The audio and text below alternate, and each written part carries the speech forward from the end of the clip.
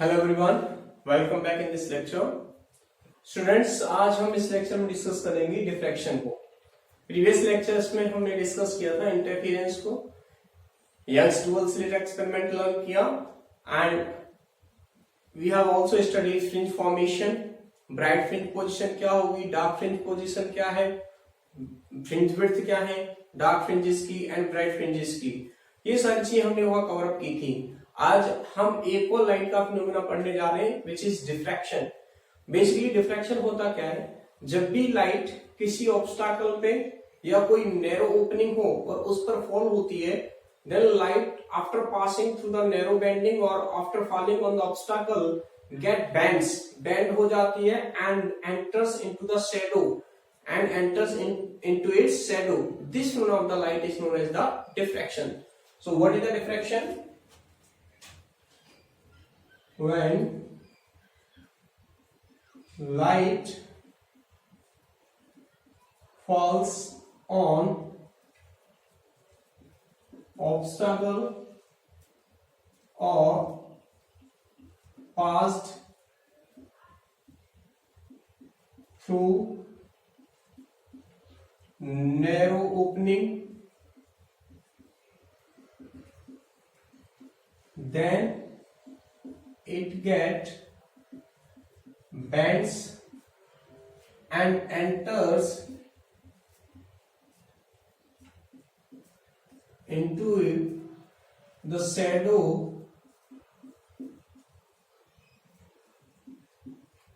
of obstacle or narrow opening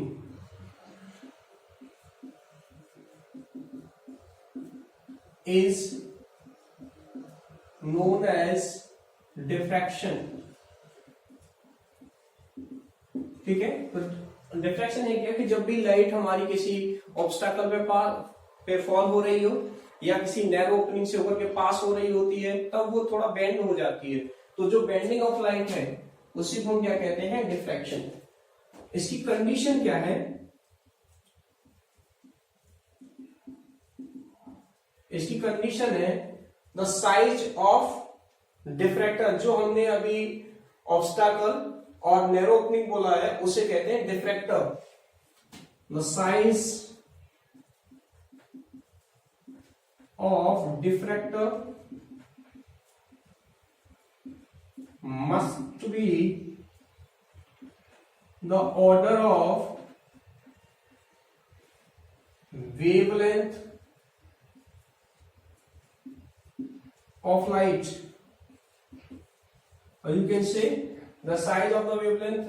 ये जो हमने कहा है size of the obstacle कह सकते हो या डिफ्रैक्टर कह सकते हो, किस ऑर्डर की होनी चाहिए, वेवलेंथ ऑफ लाइट की। ठीक है, इफ ऐसा नहीं है, if it is not so, then we will not observe the diffraction phenomena। हमें diffraction phenomena observe नहीं होगा। ठीक है, तो कंडीशन क्या है, size of diffractor must be the order of the wavelength of light. ऐसा होगा तो ही हमें डिफ्रैक्शन पैटर्न ऑब्जर्व होगा, तो डिफ्रैक्शन पैटर्न ऑब्जर्व नहीं होता है। क्लियर? लाइट में डिफ्रैक्शन जनरली ऑब्जर्व नहीं होता है, जबकि साउंड वेव्स के लिए डिफ्रैक्शन इजीली हमें ऑब्जर्व हो जाता है। इसका प्रैक्टिकल एग्जांपल है, जैसे हम किसी रूम में बैठे हुए हैं और टीवी ऑन है हमारा, और हम उस रूम टीवी को चला रहने दें, रूम को बंद करके बाहर चले जाएं, तो हमें टीवी की जो साउंड है वो बाहर भी सुनाई देगी, लेकिन उसके सामने जो स्क्रीन पे पिक्चर्स चल रही हैं रूम के बाहर वो हमें दिखाई नहीं देंगी। रूम को बंद कर दें, रूम के बाहर हमें दिखाई नहीं देती है। कि तो क्या हुआ, मतलब कि जो साउंड वेव्स थी तो वो तो टर्न होकर के कैसे न कैसे हमारी ईयर ड्रम से पहुंच के स्ट्राइक कर रही है और हमें वो साउंड सुनाई दे रही है, लेकिन लाइट वेव्स हमारी आईज पे नहीं पहुंची, इसलिए रेटिना पर इमेज फॉर्मेशन नहीं हुआ और हमें वहां वो पिक्चर दिखाई नहीं दे रही। तो इजीली हमें साउंड वेव्स में डिफ्रैक्शन ऑब्जर्व होता है, लेकिन लाइट वेव्स के लिए इजीली ऑब्जर्व नहीं होता है। ऐसा क्यों है? Because of the wavelength of the light. Wavelength जो लाइट की होती है वो निर्भर होती है 10⁻⁷ मीटर। यहां नोट कर लेते हैं,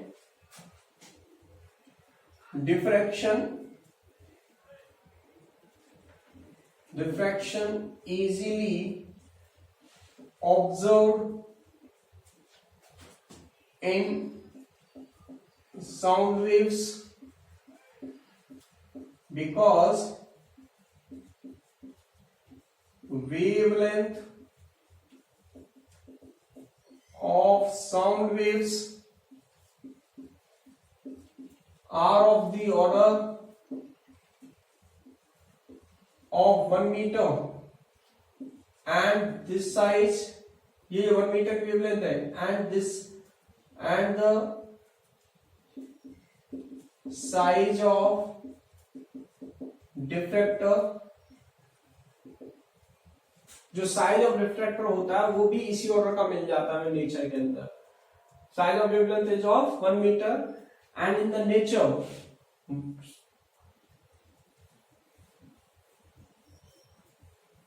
and diffractor are easily obtained of this size. So diffraction easily observed in the sound wave because wavelength of sound waves are of the order of 1 meter and diffractor are easily obtained of this size. But sound waves के लिए तो है ये, लेकिन light waves के लिए ऐसा हमें पॉसिबल नहीं होता है. क्यों नहीं होता है? क्योंकि जो लाइट वेव्स होती हैं, in light waves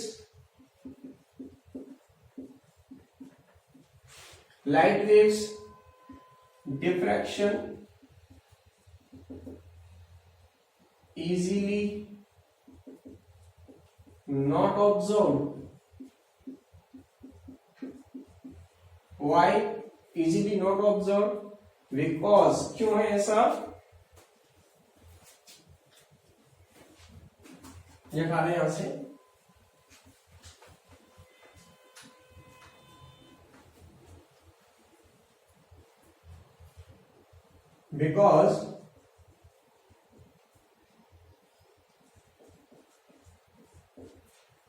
Because wavelength of light waves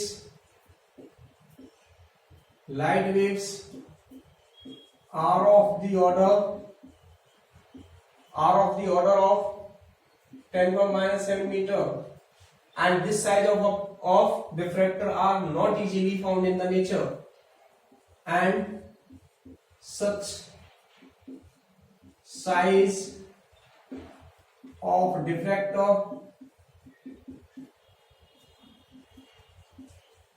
are not easily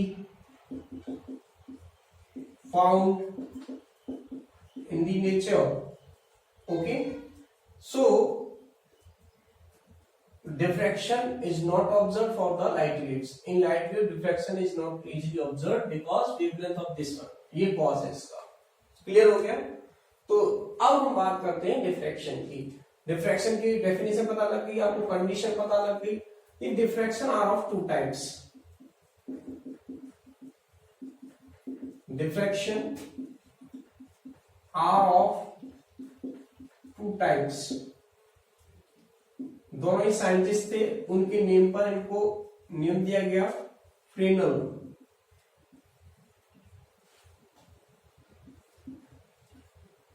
Fraunhofer.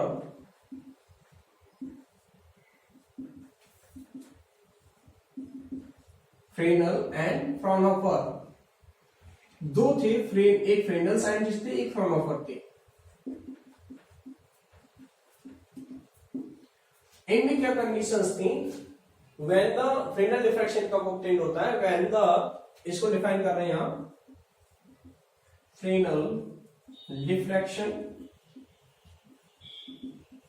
when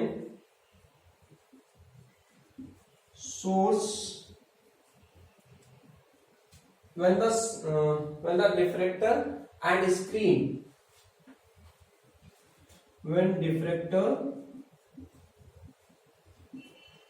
and screen are placed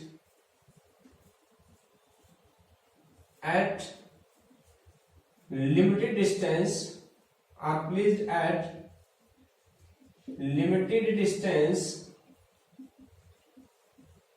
from source of light, then the light diffraction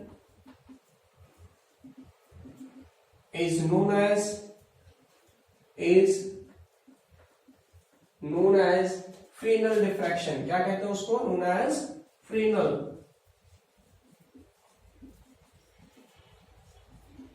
okay, तो Fresnel diffraction कब ऑब्टेन होता है? When the diffractor and screen are placed at the limited distance from the source of light, then the diffraction is known as the Fresnel diffraction. तब तो Fresnel diffraction होता है. और Fraunhofer कब होता है? When the diffractor and screen are placed at infinite distance. कहां placed हो? Infinite distance पे. तो सेकंड वन देखें, Fraunhofer.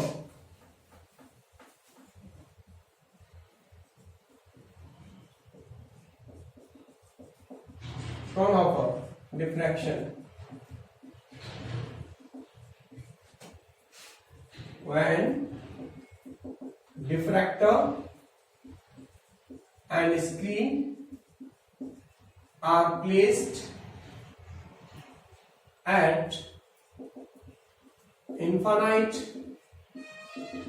distance, when diffractor and screen are placed at infinite distance, then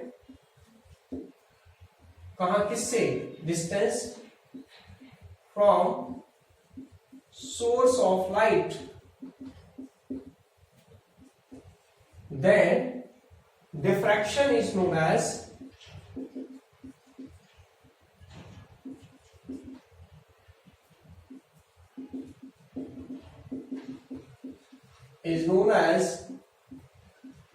Fraunhofer diffraction. Clear हुआ? दो टाइप के diffraction है, एक है Fresnel diffraction and Fraunhofer diffraction. हमारे सिलेबस में है Fraunhofer diffraction, so we will discuss Fraunhofer diffraction for single slit. Single slit के लिए फ्रॉनहोफर डिफ्रैक्शन हमें स्टडी करना है. ओके, उसके लिए मैंने पहले से यहाँ उसका ही डायग्राम प्लॉट कर रखा है. इसमें क्या है, डायग्राम को पहले आप समझ लीजिए. यहाँ एक मोनोक्रोमेटिक लाइट सोर्स है, ये वाला मोनोक्रोमेटिक लाइट सोर्स है,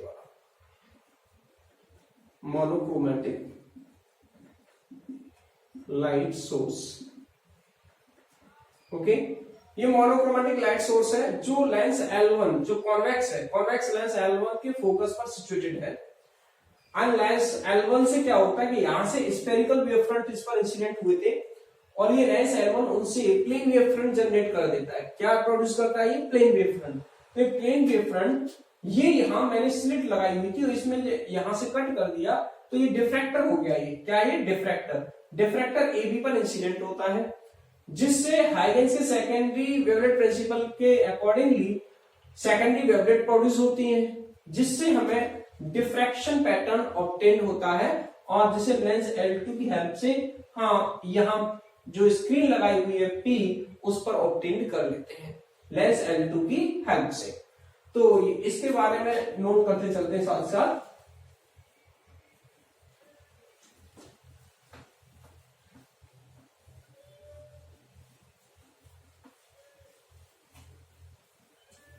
Fraunhofer diffraction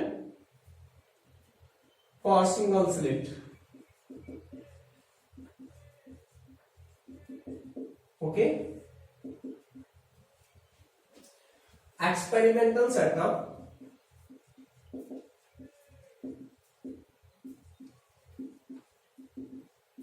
It's shown in figure in which light source is placed, in which a light source वो भी कौन सी? Monochromatic. in which a monochromatic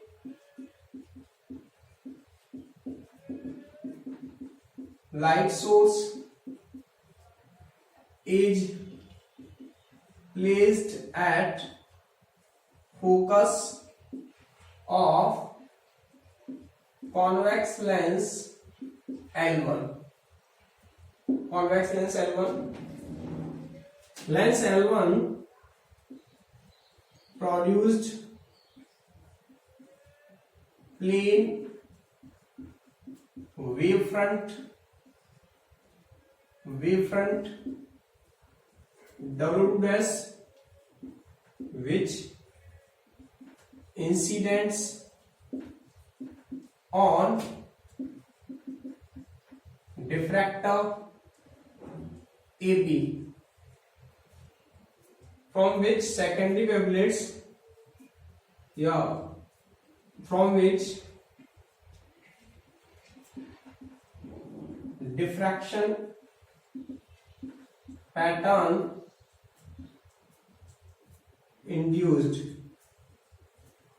okay, diffraction pattern induced and focused on screen by lens L2। ये theory है इस diagram की। ये क्या है, यहाँ पे लेंस है, कॉन्वेक्स लेंस है, इनके फोकस पे यहाँ कोई मोनोक्रोमेटिक लाइट सोर्स प्लेस है, इससे plane wave front W dash induce होता है, प्रोड्यूस होता है, यहाँ वेव फ्रंट AB पर इंसिडेंट हो जाता है। यहाँ से जैसे ये डिफ्रैक्टर पर आया तो डिफ्रैक्टर से हमारा डिफ्रैक्शन पैटर्न इंड्यूस होगा, वो इंड्यूस होता है, उसे लेंस L2 की हेल्प से हम स्क्रीन पर ऑब्टेन कर लेते हैं। ये ठीक है, हमारे यहाँ पे कोई स्क्रीन है, ओके। अब इसका प्रिंसिपल क्या, वर्किंग प्रिंसिपल की बात करें तो वो क्या है, वो नोट करते हैं, ये नोट कर लेंगे हम यहाँ से। अब बात करें किसकी, प्रिंसिपल की, okay.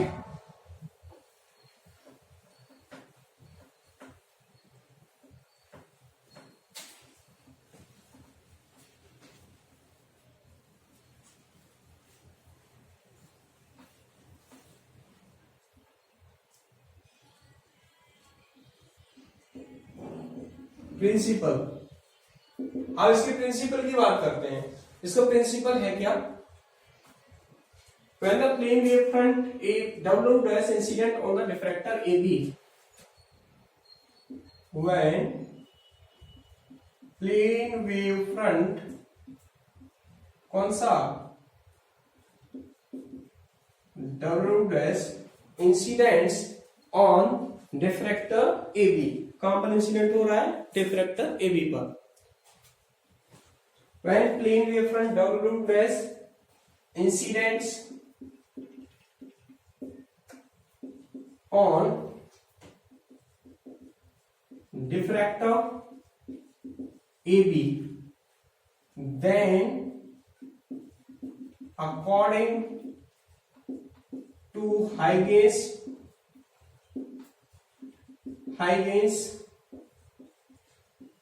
secondary wavelet principle, from every point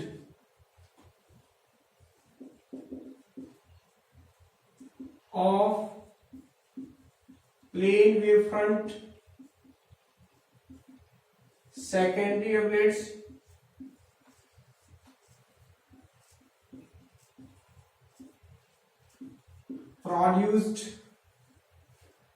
produced and produce हो जाती हैं ये सेकेंडरी वेवलेट्स, और जिनको, और यही क्या करेंगे बेसिकली, इनका इंटरफेरेंस होगा, और by interfering of secondary wavelets diffraction pattern produced and which is focused on the screen by help of lens L2।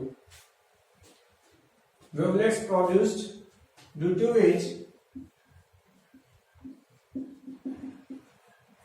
which diffraction pattern is produced, ये या इंड्यूस्ड हो जाता है, is induced and by lens L2 it is obtained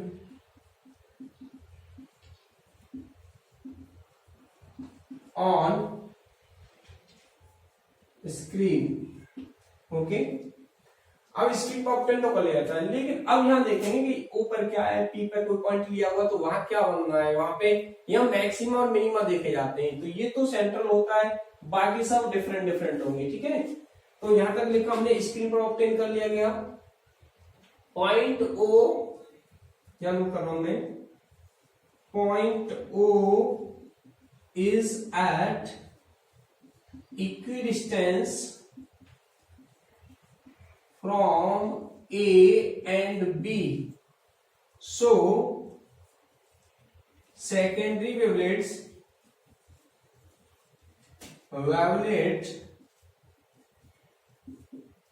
from A and B reaches at O in same phase,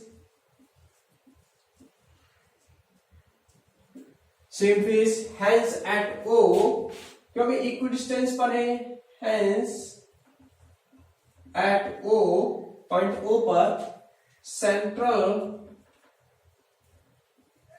maxima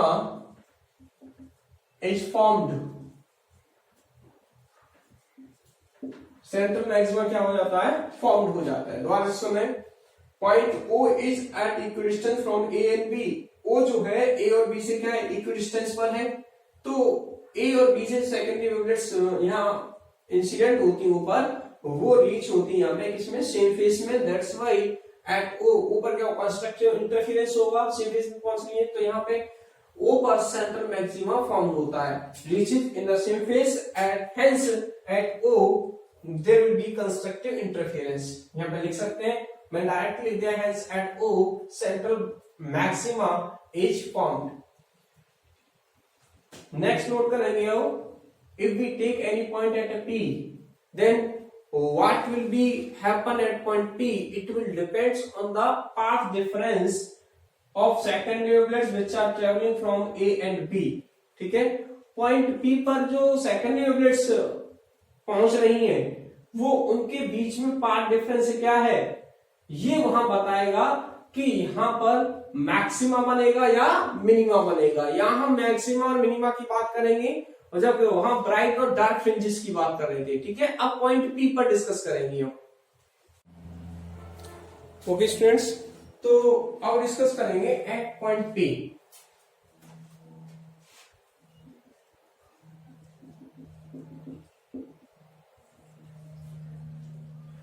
ये जो point P है,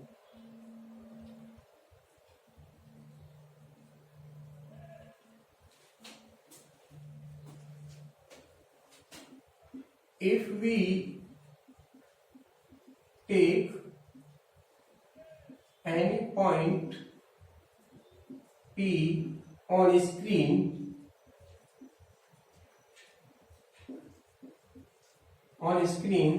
then at P maxima or minima will be formed, then at P there will be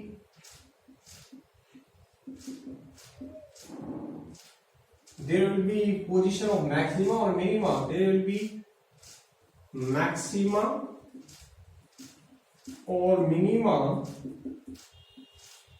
it will depend on the path difference,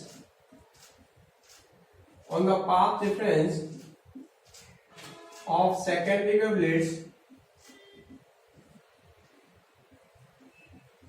wavelets which are reaching at P from plane wavefront AB। AB डिफ्रैक्टर भी है, वहां पे actual में plane wavefront भी पहुंच चुका है, तो आप उसको प्लेन वेवफ्रंट भी कह सकते हो। ठीक है, AB। From the geometry of figure,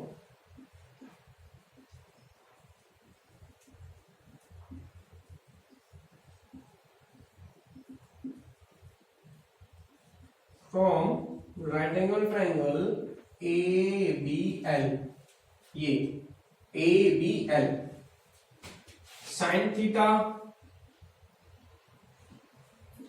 perpendicular upon hypotenuse, that is delta x। Hypotenuse क्या है, a। तो यहां से पाथ डिफरेंस कितना ऑब्टेन हो गया आपको, यहां से पाथ डिफरेंस मिल गया, या a sin थीटा इक्वल मिल गया आपको delta x। A sine theta equal to delta x, equation number 1 डाल दो इसको, ठीक है। फिर पाथ डिफरेंस किससे ऑब्टेन हुआ है आपको, ये ज्योमेट्री से। देखो ये डिस्टेंस, अब यहां पर ये जो डिस्टेंस थी, ठीक है, इनफाइनाइट, ये अभी जब टी दिखा रखा है, ये एक्चुअली टी नहीं है, फ्रॉम नंबर के लिए बात कर रहे हो आप, तो फ्रॉम नंबर के लिए क्या है, अनलिमिटेड है डिस्टेंस, ठीक है, इनफाइनाइट है। ये तो आप रख सकते हो ये वाली जो है, लेकिन इनके बीच का जो सेपरेशन है, सॉरी ये तो डी है, लेकिन एक्चुअल में इनके बीच का, लाइट सोर्स के बीच का सेपरेशन, ये वाला जो डिस्टेंस है ये इनफाइनाइट है, यहां से यहां तक डिस्टेंस अनलिमिटेड है ये वाली, ठीक है। तो अब मैंने ये बता दिया कि पी पर मैक्सिमम बनेगा या मिनिमम बनेगा, ये डिपेंड करेगा पाथ डिफरेंस, किसके पाथ डिफरेंस पर, जो यहां से सेकेंडरी वेवलेट प्रोपगेट होकर के पी पर पहुंचती है, ठीक है। तो यहां पर वो किस पाथ डिफरेंस के साथ पहुंच रही है वो बताता है, वो वहां पे डिफाइन करता है कि यहाँ पी पर मैक्सिमम बनेगा या मिनिमम। अब हम यहां लेट करेंगे for the minimum position, first minimum at P, first minimum, let total path difference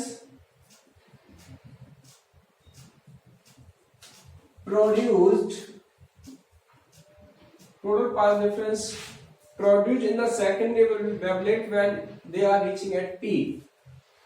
Let total path difference produced but in the secondary wavelet when they are reaching at P is lambda। क्या मान लिया हमने अभी, lambda मान लिया minima के लिए, first minima के लिए। Then diffractor AB will split up into two equal parts, दो इक्वल पार्ट्स में डिवाइड हो जाएगा, and every part of this diffractor in two equal parts, कौन से, O dash A and O dash B, and each part of this diffractor will provide the, इसका every part जो है वो क्या प्रोवाइड करेगा, पाथ डिफरेंस λ/2 λ/2। ये note कर लेंगे यहां तक आप।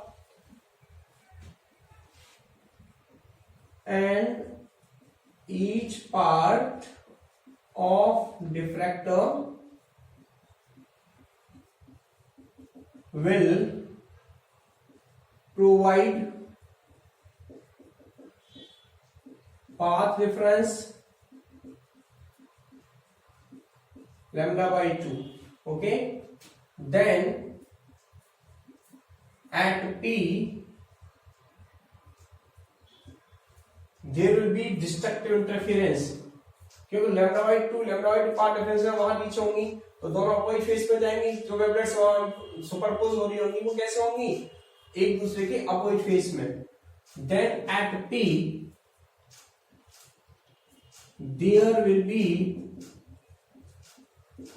destructive interference,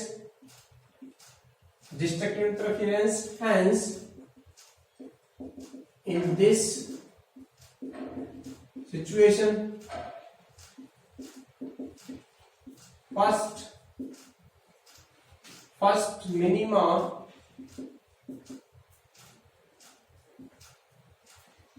is formed। क्यों, वहां पे डिस्ट्रक्टिव इंटरफेरेंस हो गया तो यहां पे क्या बन जाएगा, फर्स्ट मिनिमा इज फॉर्म्ड। तो कब बना है पार्ट डिफरेंस, हमने क्या लिया है, लैम्डा लिया है तब, ठीक है। सो फ्रॉम इक्वेशन फर्स्ट क्या था वहां पे लिख रहे थे आप a sin theta equal to delta x, वो वाला डेल्टा एक्स क्या है यहाँ पे पार्ट डिफरेंस है ये, ठीक है। और पार्ट डिफरेंस को आपने कितना लिया है यहाँ पे, हमने लिया है, तो यहां से हो जाएगा lambda.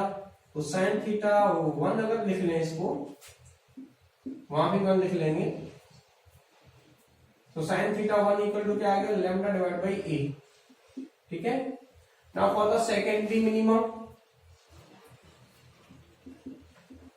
Position of secondary minimum, secondary minima के लिए निकालें, let total path difference 2 lambda, कितना है path difference 2 lambda. Now diffractor AB will equally split up into sorry 4 equal parts, 4 equal parts में स्प्लिट अप हो जाएगा into 4 equal parts, and each part will produce destructive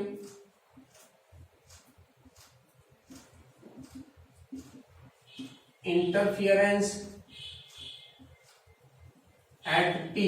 Destructive interference at P will produce destructive interference at P. वहां पे destructive interference produce करेगा कहां पे, P पे। Hence secondary minima will be formed at P। अब secondary minima बन जाएगा वहां पे, क्या बन जाएगा, secondary minima be formed at P। Now sin theta 2 equal to, उसके लिए आपका ये लिखा था आपने a sin theta 1 equal to lambda लिया था, और a sin theta 2 equal to 2 lambda. Total path difference कितना लिया यहाँ पे हमने, 2 लैम्डा, तो 2 लैम्डा दूसरी इक्वेशन हो गई। ऐसे sin theta 2 क्या आ गया, 2 लैम्डा डिवाइड बाई a। ठीक है। तो अब ये देखो, आप एनालाइज करो, फर्स्ट प्राइमरी सिचुएशन ये है, सेकंड वो है, यहाँ पे इनको इक्वेशन ए और बी डाल दो। ठीक है, ए और बी डाल देते हैं। अगर nth के लिए निकाले तो यहाँ sine theta n equal to या n लैम्डा अपॉन आ जाएगा, एंगुलर पोजीशन हो गई सारी मैक्सिमा की, nth position of minima, anyway जो मिनिमा फॉर्म होगा उसकी nth पोजीशन आ जाएगी मिनिमा की। कब आ जाएगी, यहाँ देखो अभी तो 1 आया है, फिर 2, फिर 3, फिर 4, इस तरीके से चलता जाएगा। तो similarly we can say nth angular position of the minima can be written as, हटा दें यहां से,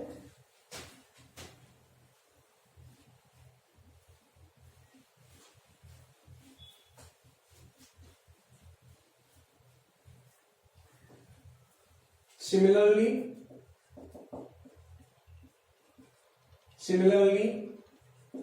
sin theta 3 equal to 3 lambda by a dot dot sin theta n equal to n lambda by a।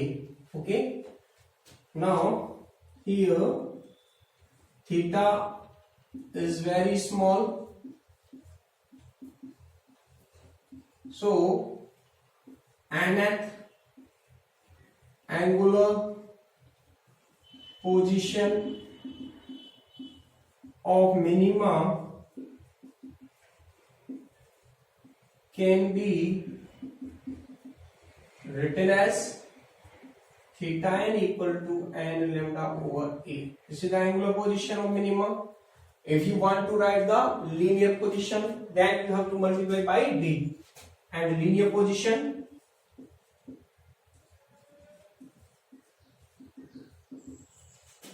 Suppose y से लिखें तो n d lambda by a। Okay, पता लगा आपको। तो ये जनरल इक्वेशन है मिनिमास की, सारी पोजीशन, फर्स्ट मिनिमा है तो 1 रख दो, 2 है, सेकंड है तो 2, थर्ड है तो 3, फोर्थ है तो 4 रख देंगे, इनफाइनाइट तक, यहां तक आप n नंबर तक निकाल सकते हो पोजीशन ऑफ मिनिमा को। अब हम ऑब्टेन करेंगे पोजीशन ऑफ मैक्सिमा। देखो सेंटर पे हमारा सेंटर मैक्सिमम बना था, यहाँ पे O पे सेंटर मैक्सिमम बना था, क्यों? ये इक्वल डिस्टेंस पर थी, A और B की O से डिस्टेंस क्या है, इक्वल है। तो यहाँ से सेकंड वेवलेट्स यहाँ जो पहुंचेंगी वो सेम फेज में सुपरपोज होंगी, यहाँ कंस्ट्रक्टिव इंटरफेरेंस होगा। Hence at O there will be a central maxima. Central maximum will be formed. अब कोई पॉइंट P लिया था, उस पर मिनिमा बनेगा मैक्सिमम बनेगा, वो डिपेंड करेगा इनके पाथ डिफरेंस पे, ठीक है। तो मिनिमा तो एक्सप्लेन कर लिया, अब हम किसको एक्सप्लेन करेंगे, position of maximum.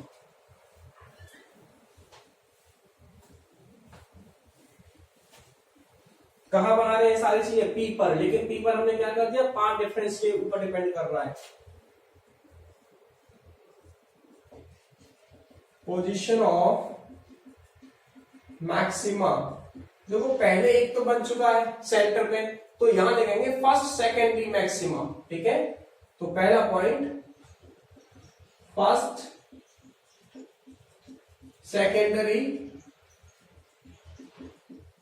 Maxima, okay, first secondary maxima है। Let the path difference total path difference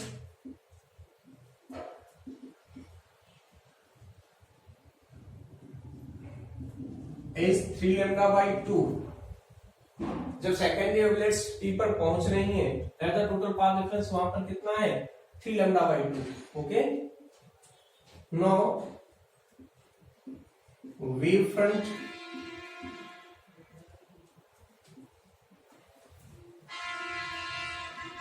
का डिफ्रैक्टर कह सकते हो। Now डिफ्रैक्टर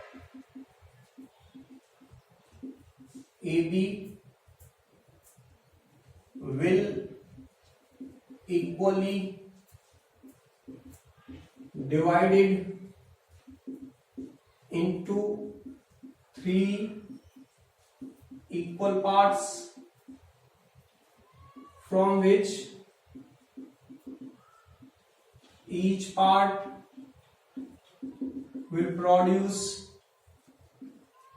lambda by 2 path difference. So first 2 part will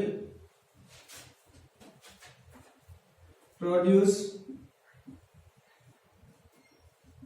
destructive interference and third part will produce, third जो part है वो क्या produce करेगा, will produce brightness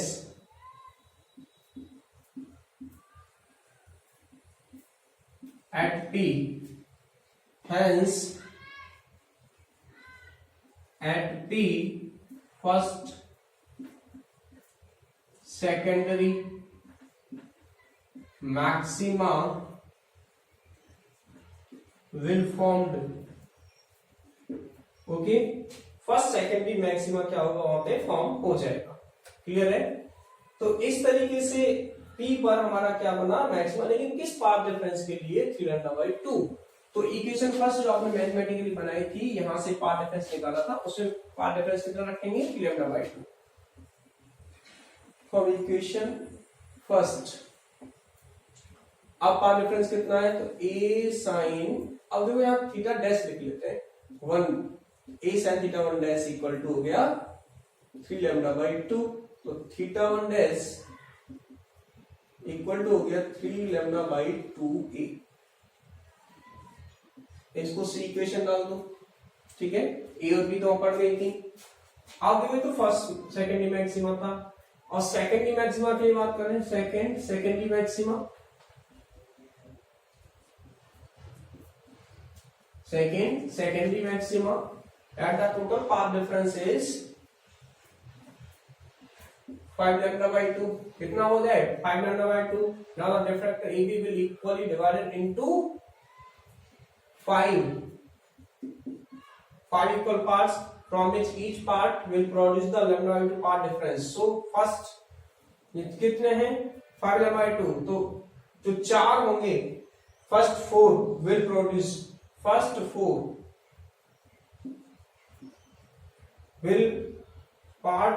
the destructive interference, and the last and fifth part will produce brightness at P. Hence, at P, secondary maximum will be formed.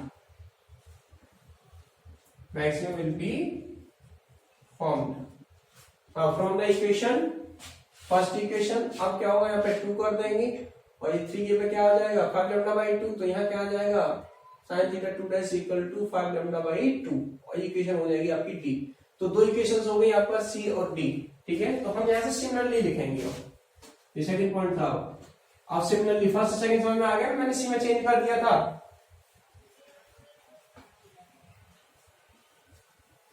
Similarly sin theta n dash equal to 2n plus 1 by 2 into lambda by a. ये nth position है, nth angular position of the maximum. Here theta is very small, hence nth पोजीशन of secondary maxima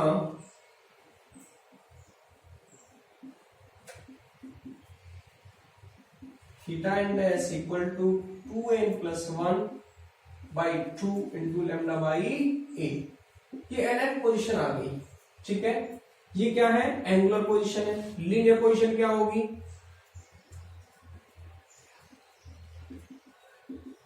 linear position y n dash से लिख दो, d का multiply हो जाएगा केवल इसमें, जो ऊपर रिजल्ट आया ना d का multiply 2n plus 1 into D lambda by 2a। अगर आप थोड़ा ध्यान देंगे तो जो इंटरफेरेंस में ब्राइट और डार्क फ्रिंजेस की पोजीशन के एक्सप्रेशंस ऑब्टेन हो रहे थे, जस्ट उसका रिवर्स है।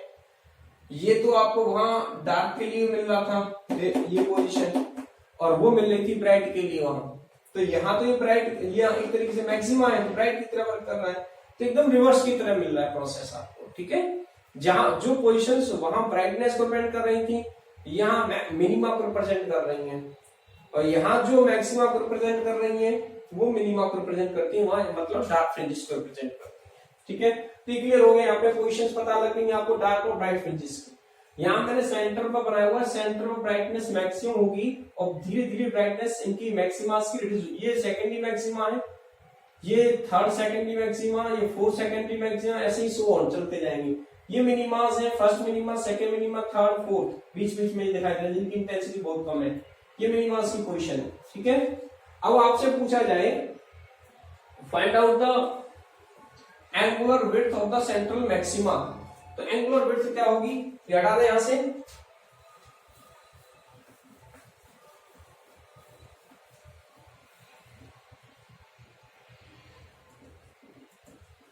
एंगुलर विड्थ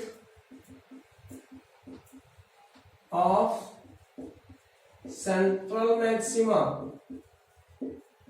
तो समझ लें आप, मिनिमा इधर भी बन रहा है, मिनिमा इधर भी बन रहा है, यानी सेंट्रल जो मैक्सिमा है उसके बोथ साइड में मिनिमास ऑब्टेन हो रहे हैं, दोनों साइड में क्या बन रहे हैं, मिनिमा फॉर्म हो रहे हैं। तो अगर हम ये जो गैप है यहां तक का, ये वाला, ये मिनिमा की डिस्टेंस है, एक मिनिमा बन रहा है यहाँ, ये पोजीशन ही तो है, तो ये पोजीशन यहां तक की और यहां तक की दोनों पोजीशंस को ऐड कर दें दोनों मिनिमास की, तो विड्थ मिल जाएगी मैक्सिमा की, सेंट्रल मैक्सिमा की। तो यहां पे लिखेंगे width of central maxima equal to 2 into position of first minima, क्योंकि दोनों साइड मिनिमा बना हुआ है, तो पोजीशन क्या थी वहां पे, twice n d lambda upon a. तो ये अगर किसी से पेंट करते हो आप यहाँ पे बीटा से पेंट करते हो तो ये आ गया यहाँ पे। इसकी लीनियर विड्थ है ये, लेकिन ध्यान रखना एंगुलर पूछेगा तो डी हटा देना यहाँ पे, ठीक है। ओके स्टूडेंट्स, तो आज हमने कंप्लीट किया है डिफ्रैक्शन को। सबसे पहले मैंने आपको चीजें बताई, डिफ्रैक्शन क्या है, साउंड वेव्स में इजीली क्यों देखने को मिलता है, लाइट वेव्स में इजीली नहीं मिलता। फिर मैंने आपको उसमें टू टाइप्स बताए, कंडीशन बताने के बाद टू टाइप्स बताए, फ्रेनेल एंड फ्रॉनहोफर, दोनों में इसको डिफाइन किया। फिर फ्रॉनहोफर के लिए डायग्राम बनाया, इसके डायग्राम की थ्योरी देखिए आप, इसको जब भी बनाएंगे डायग्राम को, जब फ्रॉनहोफर डिफ्रैक्शन एक्सप्लेन करेंगे for the single slit, Fraunhofer diffraction for the single slit, तब इस डायग्राम को बनाएंगे, तब उसकी थ्योरी मैंने वहां पे लेकर के बताई थी आपको। फिर इसका प्रिंसिपल बताया था, प्रिंसिपल में मैंने हाइगेंस सेकेंडरी वेवलेट प्रिंसिपल को इंट्रोड्यूस किया, क्योंकि हाइगेंस के सेकेंडरी वेवलेट प्रिंसिपल के अकॉर्डिंगली ही यहाँ पर सुपरपोजिशन होता है जाकर के, यानी सेकेंडरी वेवलेट्स निकलती हैं, सुपरपोज होती हैं, डिफ्रैक्टर ऑब्टेन होता है, यहाँ डिफ्रैक्शन पैटर्न ऑब्टेन होता है, जिसको लेंस एंड की हेल्प से स्क्रीन पर फाउंड कर लिया जाता है। तो इस तरीके से हमने इसको कंप्लीटली डिस्कस किया, जिसमें सेंटर पर मैक्सिमा फॉर्म हुआ, सेंट्रल मैक्सिमा है ये, पी पर क्या फॉर्म होता है ये डिपेंड करता है यहां से चलने वाली सेकेंडरी वेवलेट्स पर। अगर वो वेवलेट्स आपकी वहां जाकर के कितना पाथ डिफरेंस प्रोड्यूस कर रही है, वो बताता है कि हम मिनिमा बनेगा या मैक्सिमा। मिनिमा के लिए लैम्डा, 2 लैम्डा, 3 लैम्डा, 4 लैम्डा ऐसे एज्यूम करते पाथ डिफरेंस, और मैक्सिमा के लिए 3 लैम्डा बाई 2, 5 लैम्डा बाई 2, इस तरीके से पाथ डिफरेंस हम वहां पर एज्यूम करते हैं। फिर उनको बताते हैं कि किस तरीके से मिनिमा बनाया, किस तरीके से यहाँ पे मैक्सिमा बनाया है। ओके स्टूडेंट्स, तो आज हमने यहाँ पर डिफ्रैक्शन पैटर्न को अच्छे से लर्न किया है। आप अच्छे से डिक्टेट करेंगे सारे नोट्स को, जो मैंने यहाँ सारी चीज बताई है, एक एक चीज को नोट करेंगे, वीडियो पॉज करके आराम से आपको अच्छे से लेक्चर को समझ के सारी चीजों को सब बनना है। ऐसा नहीं है कि मैंने यहाँ पर रिदम में लिख डाला इसको, सब चीजें, ये सारी चीजें एकदम लॉजिकली चलती हैं, एक एक चीज लॉजिकली है, बस आप कंसेप्ट से जुड़ते रहो। जैसे वहां इंटरफेरेंस से जुड़े थे, ठीक है, डिफ्रैक्शन को पहले समझो, फिर एक स्टेप कैसे जा रहा है, कैसे हम फॉरवर्ड कर रहे हैं स्टेप्स को, वो समझने की कोशिश करो, then you have learn good in good way the diffraction. Okay students, all the best, have a nice day.